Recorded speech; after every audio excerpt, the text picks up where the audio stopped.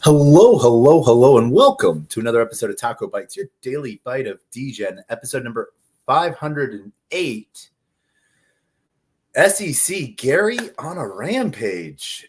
Tonight we have an amazing person with us, Mr. Nick.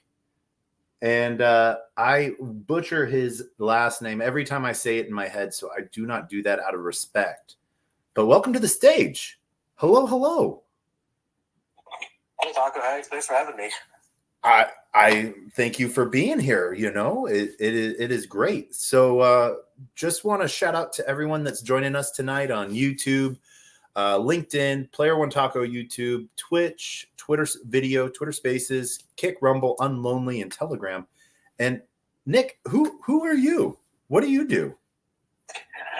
Yeah, hi, my name is Nick Day. I'm a reporter and editor with CoinDesk. We are a crypto news outlet that you may or may not have heard of, particularly if you followed the Sam Bankman-Fried trial. I run our policy coverage, so I work with a team of reporters looking at policy and regulatory issues in crypto in the U.S. and in various other countries. And do we have to say all opinions are your own, or is that something that's just like, it doesn't actually protect you? I can't hurt. All opinions are definitely my own. And I really love your opinions on a lot of things. Like I got to gravitate to you so much during the SBF trial just because of like you have that, like, you're a very interesting and good person to be around. Plain and simple. Appreciate it. Yeah. Thanks for saying so. Yeah, I like you. And for those that don't know, also, CoinDesk also hosts an amazing conference, also known as Consensus. And this year it's in Austin. May, do you know the dates off the top of your head? Is it May 28th through the 30th? I believe it's May 29th to 31st. 31st. Okay. Yeah. Get your tickets. Get them now. Come. Be there. There may or may not, if I'm able to finagle my way in a taco there. I look forward to seeing you there. Yeah. So, Nick, today has been a crazy day in the markets. Why? I know why, but for those that are listening might not. What happened today?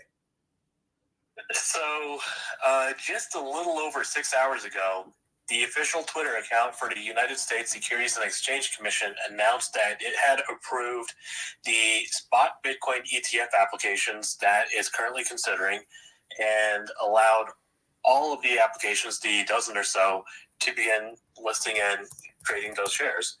Problem is, that's not true. None of that happened. The account was compromised, and those shares are not trading yet. Yeah. And so I guess it was like the second tweet that really sort of proved the case, like that, it was like what, BTC and a heart was the second tweet out? It was just literally the BTC hashtag. So $ BTC period. And that was it. Man, like, it was like someone's last hurrah. They're like, this is the last thing I can do. How much work do you think went into like planning that? Like that's a major takeover. That's a major, I hate saying security risk about the Security Exchange Commission, but that's some trouble there.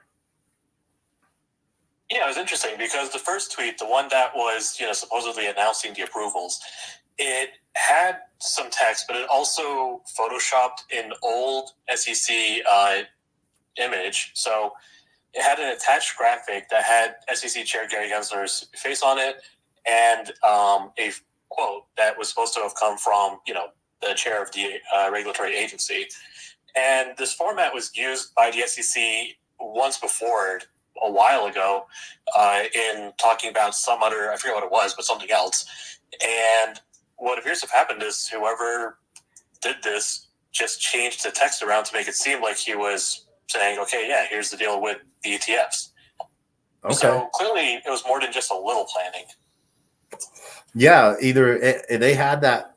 How long do you like? There's a. Do you feel that was done? It was done in a way to negatively affect the markets, or someone found, or was there just that was because it hurt a lot of people. It made a lot of people happy, but then it also hurt a lot of people financially, and we saw a lot of the market move with that. And do you feel that it was done nefariously, like with the ill intent, or do you feel it was like someone just really wanted to see what would happen if they could do it? I mean, that is the $1 billion question, isn't it? Did someone place a bet one way or another beforehand to try and make a profit off of the tweets? The market did move, right? Bitcoin's price spiked and then fell, and there were as you say, a fair amount of losses. So I haven't seen anything one way or another that definitively ties any specific account or wallet or anything. I don't even know if we will at this point. It's very possible that if they're not using whatever, that maybe we're just not going to know for a while.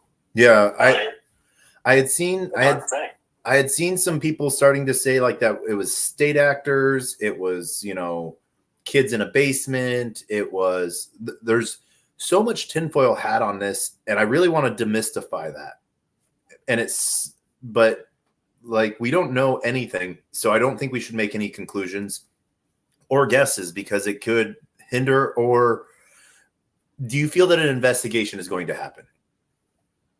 Well, the SEC has already said in a statement that they're working with law enforcement and other government agencies, as well as X, formerly known as Twitter, to look into this. So presumably, yes. And again, the fact that there were, actual dollar figures involved do support this idea that we're probably going to see some kind of, we might not see the results of the investigation for a bit, but it sure seems like there is at least some kind of investigation going on. Yeah.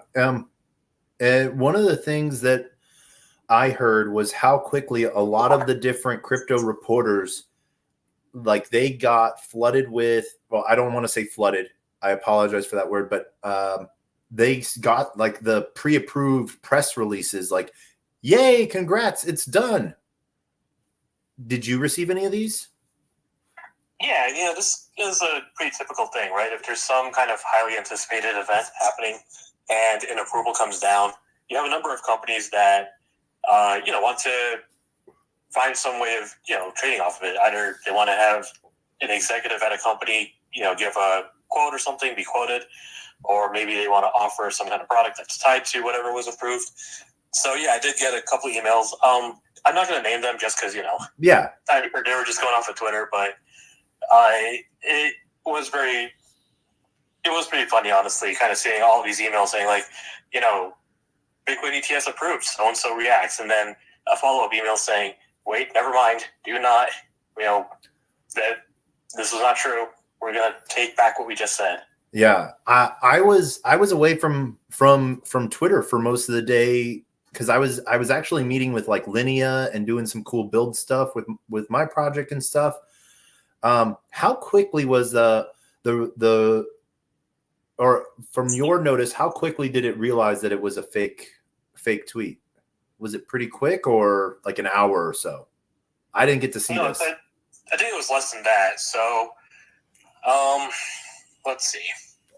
The original tweet, the initial tweet came out at, I think it was 4:11 p.m. Eastern.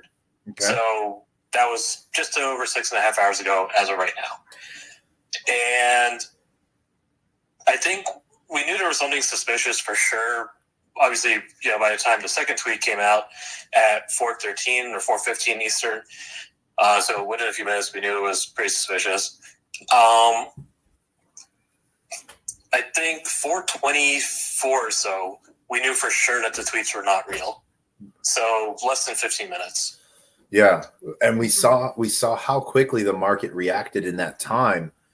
$1 billion movement, across everything, and it was just so it was interesting to come to it afterwards, almost like a Romo relief of missing out. Yeah, that's one way to put it. Yeah, it was very quick. Yeah, but it was very quick. Yet we saw a huge piece across everything.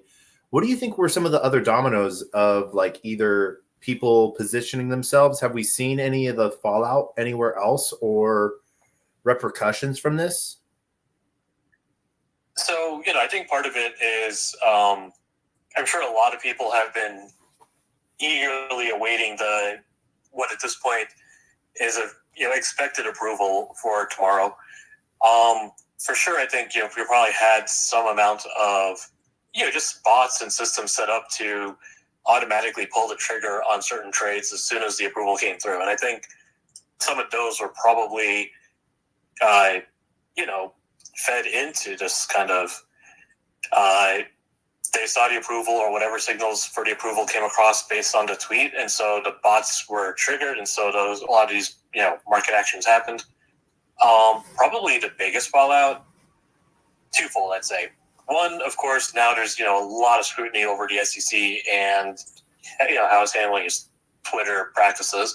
We've already seen 2 senators and a representative in the U.S. House of Representatives, ask what's going on. We've seen a lot of crypto executives say what in the world, basically criticizing the SEC for having potentially poor security practices here. We're still waiting on full information about what exactly led to this, but we do know that Twitter itself has just come out with a statement saying this was a compromised phone number that allowed an attacker to gain access to the account, so on and so forth. The other side is, will this have any kind of impact on the ETF itself? And on that, so far at least, everyone I've spoken to does not expect any real impact. We'll see if, this time tomorrow, we'll know one way or another. But so far, whatever's going to happen seems to still be on track to happen, whether that's an approval, whether that's a last minute, rejection or delay. However that's proceeding, looks like it'll still proceed. Yeah. So I have to ask, and not if you're a betting man, but do you think it's going to be approved, or do you think it's going to be delayed, or do you think it's going to be denied? So this is where I'll put all the disclaimers and disclosures. As a reporter who is following this is not financial advice. This is not any kind of advice for your viewers and listeners. This is just kind of my prediction based on watching this. The odds of an approval seem to be greater than at any point that I've been covering the space. I've been covering ETFs and the attempts to launch a spot Bitcoin ETF for like 5 years or something like that. I've never seen this much optimism for an approval. Mm-hmm. I would be very surprised if we got a rejection tomorrow. It could still happen, but I would be surprised. Do you think that this raises the chances of a delay at least? Or do you think the market corrected itself enough to where this could show that it's a good sign that, like, hey, the market, yes, moved and it dropped and it came back, or is coming back to where pre-tweet levels? Honestly, I'm not sure the market has really done the industry any favors here. Mm-hmm. The fact that, we keep coming back to this, but the price moved pretty radically and people lost like $1 billion. That's not great. That being said, again, like I said before, like whatever is going to happen, I think is still going to happen. I think this is going to be either mentioned or obviously it's a concern, and it's probably a bigger concern for the issuers, but I don't think it's so far severe enough to, change the flow of whatever the SEC is going to do. Okay. But that is just kind of, I've only spoken to a few people, who are working on this from some of the companies. So we'll see. Yeah. I talked to some people today that they were having drinks with people from like Van Eck yesterday, super optimistic. And, this is, I've talked to, I talked to Matthew Tuttle a couple months ago, the creator of the inverse Kramer. And, we talked about the, ETF was just making the headlines then of everyone wanting to make one, or no, just BlackRock's and ARK's, I think at the time. And, he had sort of felt that it was priced in, but then he thought that there could be a lot of market movement on it. And so he sort of pushed it off to February. He thought it was going to get delayed. Do you think that a delay would hurt the market, or do you think crypto Twitter might have hurt the market of it, the approval of it, I guess? Honestly, I really couldn't say. If a delay happens, every time it's happened in the past, the market's had, taken a bit of a hit.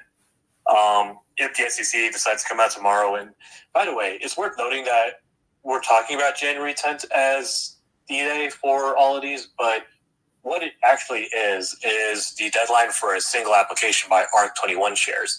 So the SEC could reject the ARK21 shares, and that wouldn't necessarily indicate what's going to happen with the applications from, for example, BlackRock or Fidelity or whoever. It would have to be an outright rejection for ARK, though, if that's the direction the SEC chooses to go, because I believe they're at the application, once it's being reviewed by the SEC, can be extended a couple of times to a total of, I think it's 240 days. And I believe that tomorrow, i.e. January 10th, is the 240th day. So it would have to be a rejection or an approval, or the SEC does nothing and it's deemed effective. Yeah. But it is just the one application that, if the SEC decides they want to delay, they'll reject the one application. If that happens, I would imagine the market's probably going to tank a little bit. That seems to be what happens every time there's been a delay or rejection in the past. As far as Twitter goes, Twitter's its own thing. I have no idea. Yeah. They do their own thing. And that's thank you for making that clarity there too, so that it's only ARK21s that's up for the final countdown tomorrow. Do you feel like, one of the questions that I had asked someone once was, did you think that the SEC won't say anything so that it, obviously gets approved, but that way the SEC can say they didn't actually, approve it. It just happened, it doesn't have their stamp of approval per se. It just, they didn't want to, they couldn't stop it anymore. I mean, this is a point where, it's kind of fundamentally the same thing, right? Either the SEC says, we deem these effective, or we see the 19B4 registration statements show up as effective in the SEC's database, EDGAR, as well, alongside the S1 filings from the issuers. I mean, there's a very real possibility that we're just going to see the registration filings being recognized as effective without a explicit statement or comment or anything from the regulators themselves. So, the SEC doesn't have to put out a press release or anything like that. Yeah. And it's very, they might not. Honestly, I have no idea what they're going to choose to do, especially given what happened today. But it could just be that we'll just see these things, coming out. That's it. Okay. And I haven't had a chance to see Twitter's response saying that it was a compromised phone number. So they're showing that it was a one point piece of failure. Do you think the SEC is going to re-lock down, they're doing everything they can SecOp wise to lock down their account and realize how much power their account has? I would imagine, this is pure speculation. I would imagine, for what it's worth, I have reached out to the SEC for a comment on Twitter's safety statement, which it literally came out 2 minutes before the space started. Yeah. And, all they said is, based on our investigation, the compromise was not due to any breach of access systems, but rather due to an unidentified individual obtaining control over a phone number associated with the SEC Gov account through a third party. And that the safety account confirms that the account did not have 2FA enabled at the time. So Man. Well, I would imagine there's probably some review of the processes going on right now to try and prevent this from happening again. Yeah. It's a crazy thing that no matter how much we talk about security, no one practices it, or they over practice it and they lose stuff because they lock themselves out of their own account through being too complicated. Do you think that there's a point, and that's one of the things that I hear is a complaint with Web3 in general, that there's like single point of failure, with a Bitcoin wallet, it's your seed phrase. You lose it or you give it away, you could lose access to all of your funds.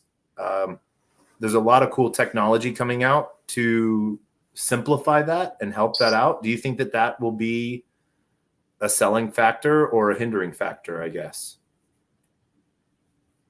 I mean, honestly, I have no idea how people are going to take it, but to your point about security concerns, like, it is definitely worth noting that, every week we see some project get exploited or hacked for millions of dollars. This literally happens every week. And sometimes it's just, sometimes it's a rug pull, sometimes it's a malicious, actor just finding a way to exploit a wallet or, project. Sometimes it's, a state actor, the North Korean government coming after DeFi because it's an easy way to, bolster their own wallets. So it's definitely an issue that's not unique to Twitter accounts or anything like that. Yeah. But it's clearly, got a lot of potential for harm. And how quickly we saw harm, malicious actors come out, with scam wallets and stuff like that, or scam links, were you impacted by the SEC token or something like that? Claim your refund. How many of those things did you see come across your radar? I saw, there's, you and I are in a group chat where we saw some of these scam accounts coming out of the woodwork. I haven't seen too many others in the wild yet, but hopefully people are, paying enough attention not to click on links from, someone pretending to be a federal regulator. Yeah, especially if their account name is like Mary A. Right. Yeah. I saw once I saw that was shown that first one, I ended up seeing a handful of more, thank you, Twitter algorithm. But it's crazy. And I hope that everyone was practicing safe wallet with that and no one believed that the SEC had a token. But that could be a thing one day. Who knows? I would also be extremely surprised if the SEC came out with a token. Yeah, exactly. That would be. I remember last June when Solana came out with compressed NFTs. A project called Underdog Protocol, showcased how cheap and easy it was to send out 10,000 NFTs. And it cost only one sol, and so at the time it was $10 to send 10,000 NFTs, and it was like Gary wants your coins, and then a whole bunch of meme tokens, SEC and stuff like that popped up after it because crypto Twitter is just weird like that sometimes. Man, I want to thank you for taking the time to come talk about this.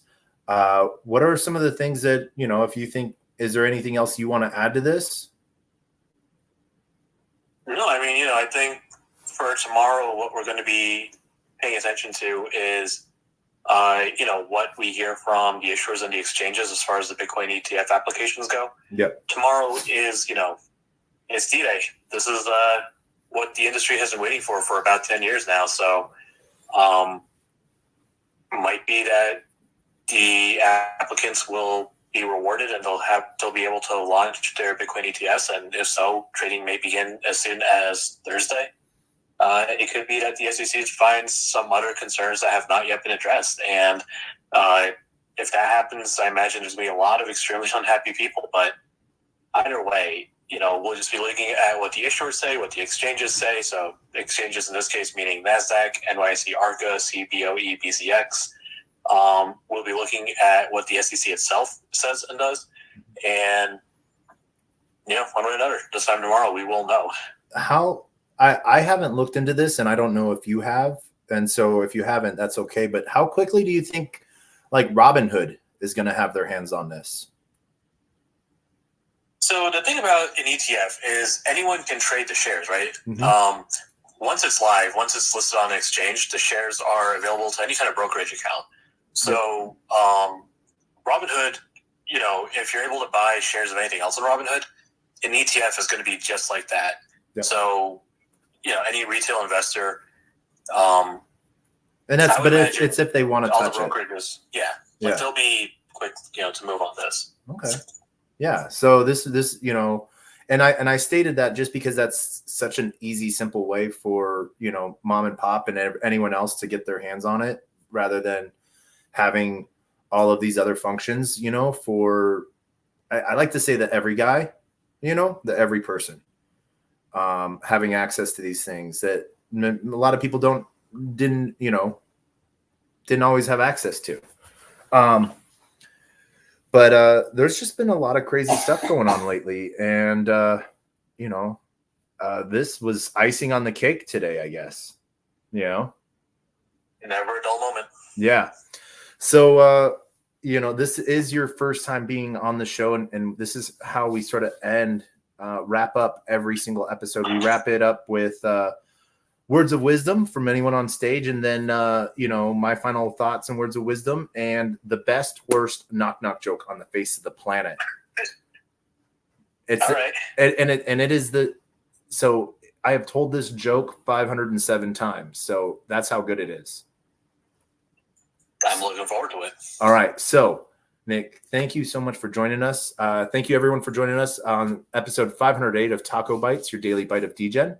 But Nick, final thoughts and words of wisdom. Final thoughts, be careful. As we've seen, very easy to lose your money in this sector. And, once it's gone, it's gone. Very hard to get it back. So be careful, double check whatever you're about to click, and stay safe. Yeah, stay safe. Thank you. For those that aren't, that are listening to this later, please give Nick a follow. He puts out some amazing content for CoinDesk and really, other than covering me for some weird reason, puts out really good stuff, So my final thoughts and words of wisdom, a closed mouth cannot be fed and you cannot feed a closed mouth, meaning if no one knows you're looking for opportunity can never come a knocking. If opportunity does come a knocking and no one answers, it's going to keep on walking. And with that, Nick, thank you so much for joining us. Huge shout out and love to everyone that comes. Huge shout out and love to Liam. But Nick, this is the time for the best, worst knock joke on the face of the planet. Are you ready for it? Thanks for having me. Yeah, let's do it. All right. Knock. Who's there?